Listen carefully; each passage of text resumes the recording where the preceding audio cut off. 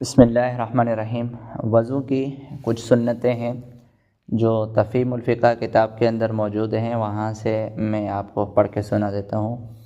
وضو میں درج ذیل کام کرنا سنت ہے۔ وضو کرنے والے کو چاہیے کہ وہ ان تمام باتوں پر عمل پیرا ہو تاکہ اس کا وضو کامل ہو جائے اور اس کے ثواب میں کچھ کمی نہ ہو۔ نمبر 1، وضو شروع کرنے سے پہلے وضو کی نیت کرنا۔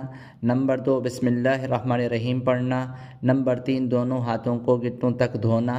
نمبر 4، مسواک کرنا، اگر مسواک نہ ملے تو پھر انگلی یا موٹا کپڑا استعمال کرنا۔ نمبر 5، کلی کرنا یعنی 3 مرتبہ۔ نمبر 6، ناک میں پانی ڈالنا 3 مرتبہ۔ پھر اگر روزہ نہ ہو تو کلی میں غرغرہ کرنا اور ناک میں کچی ہڈی تک پانی چڑھانا اور بائیں ہاتھ سے ناک صاف کرنا۔ ہر عضو کو 3 مرتبہ دھونا۔ سارے سر کا مسح کرنا، اپنے کانوں کا مسح کرنا، جس کا طریقہ یہ ہے کہ کلمے والی انگلی سے کان کے اندر کا مسح کرے اور انگوٹھوں سے کان کے اوپر کا مسح کرے۔ یاد رہے کہ کان کے لیے الگ سے پانی لینے کی ضرورت نہیں ہے، بلکہ سر کے مسح سے جو پانی بچا ہے وہی کافی ہے۔ داڑھی کا خلال کرنا، انگلیوں کا خلال کرنا۔